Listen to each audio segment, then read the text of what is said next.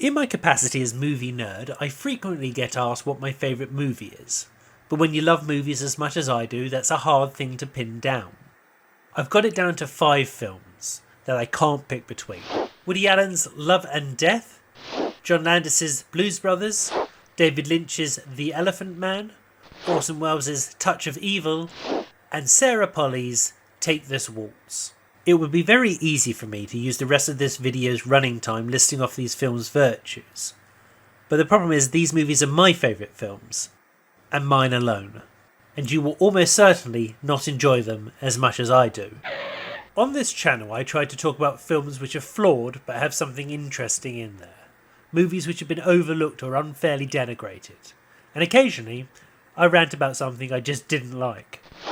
What I don't tend to talk about is exactly the sort of film which would get this channel a lot more views, which is to say, utter crap. You are tearing me apart, Lisa! This is not to say that I'm above watching The Room.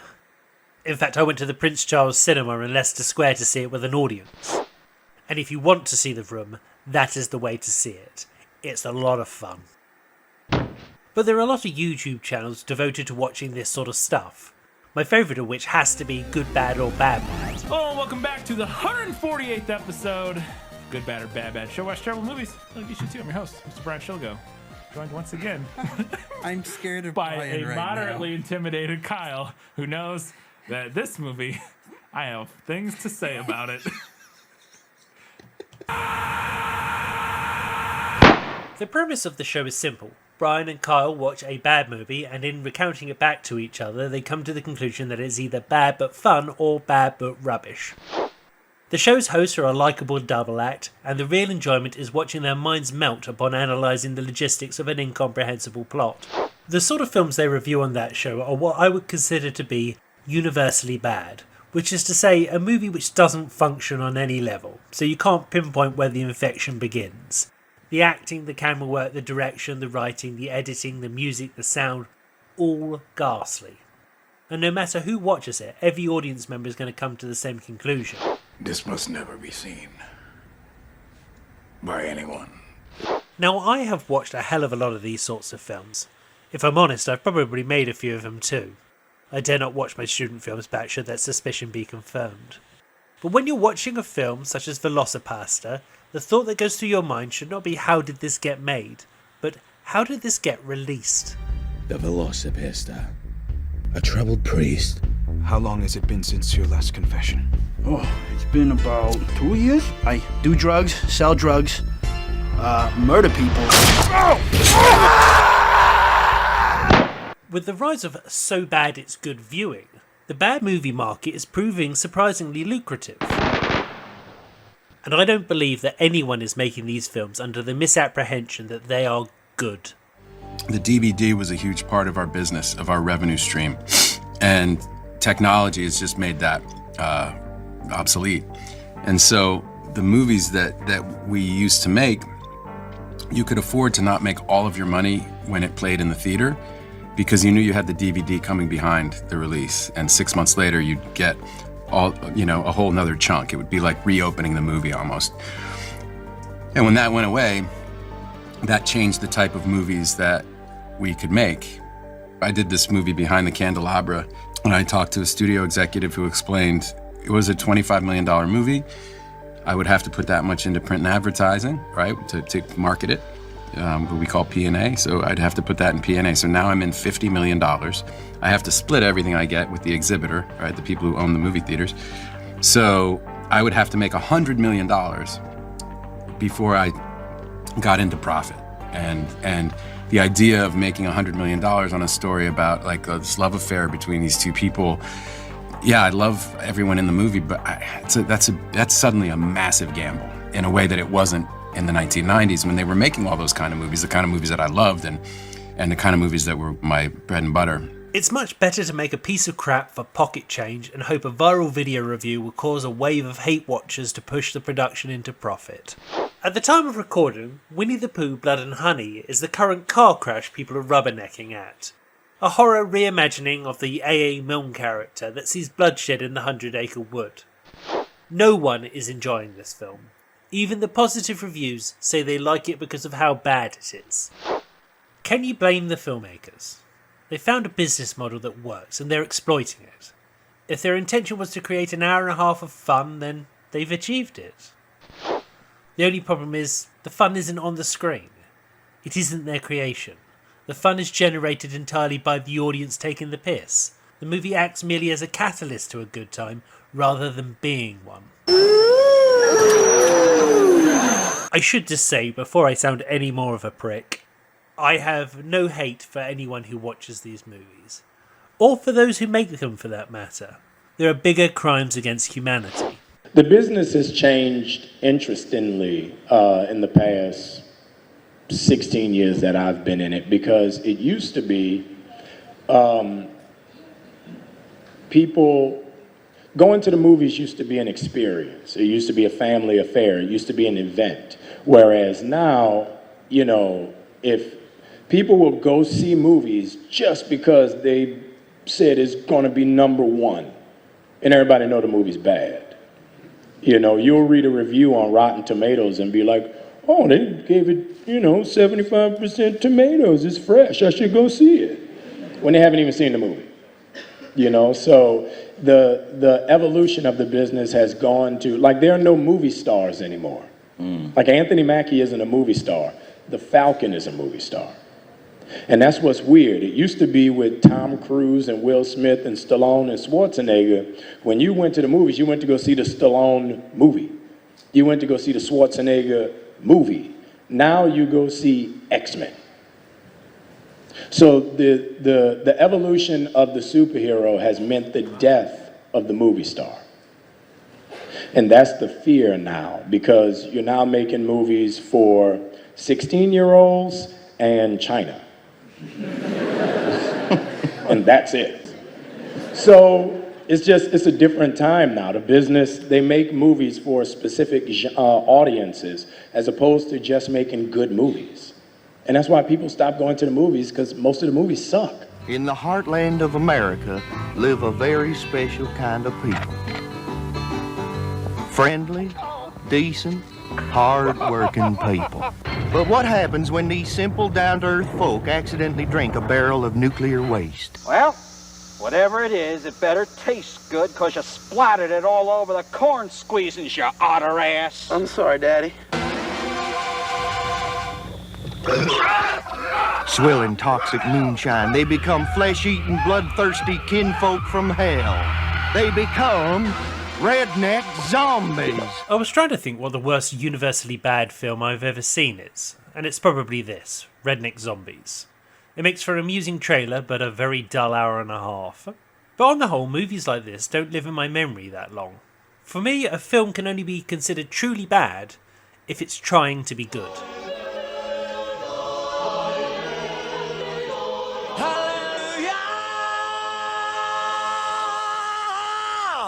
The 2001 movie Rockstar should have everything going for it. It had two hot stars of the time, had an experienced director, a great supporting cast, and a budget of $40 million.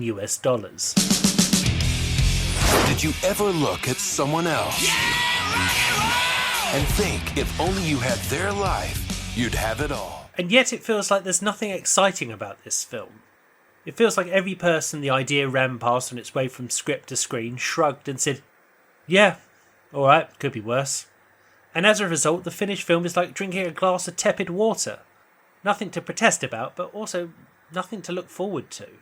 The movie version of the popular computer game Tomb Raider also came out in 2001. I went to the cinema to see it at the time and watched the action set pieces and slick camera work with ease. 2 hours later, whilst eating dinner with my friend, I said, what did we watch today?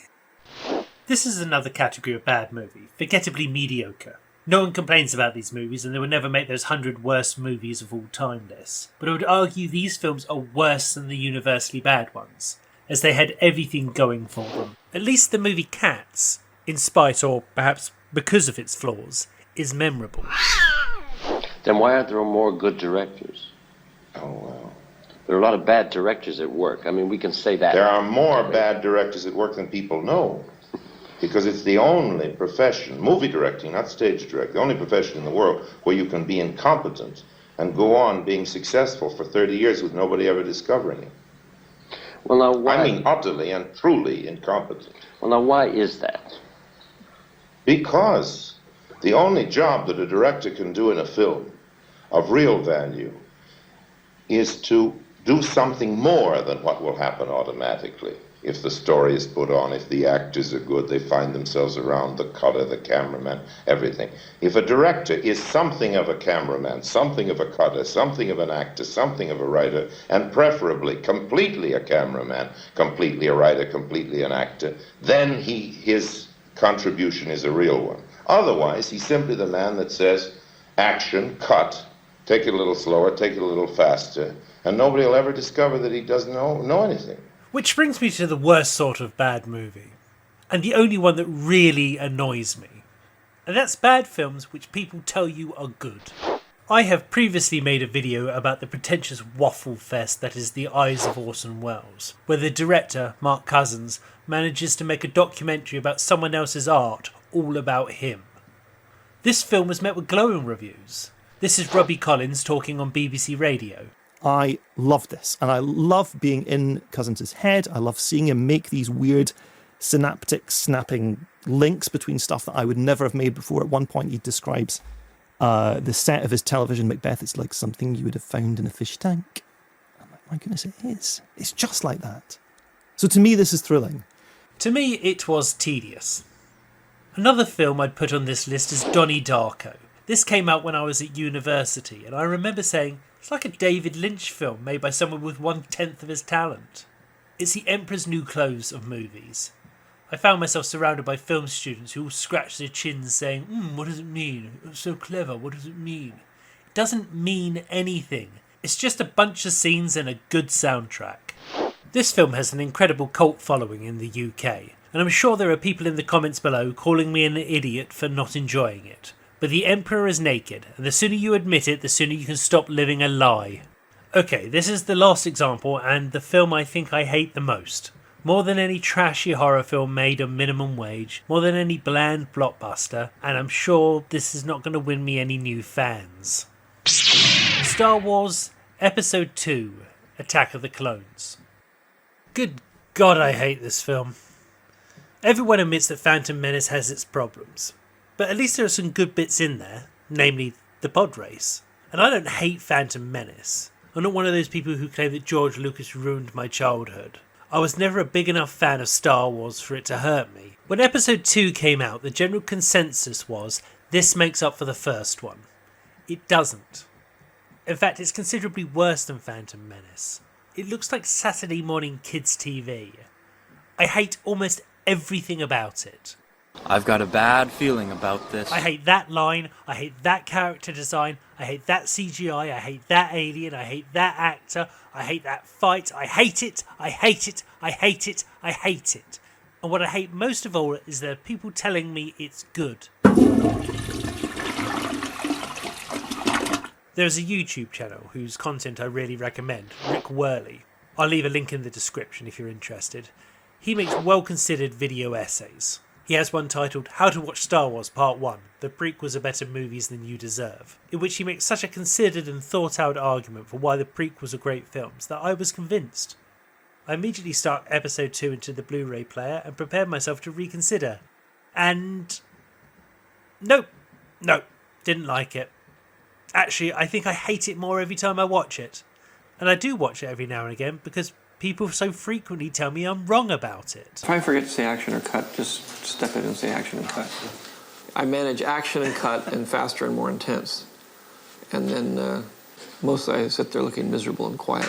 Empire magazine, to which I was a subscriber, gave this film 5 stars, whilst it gave me and my friends a heated argument.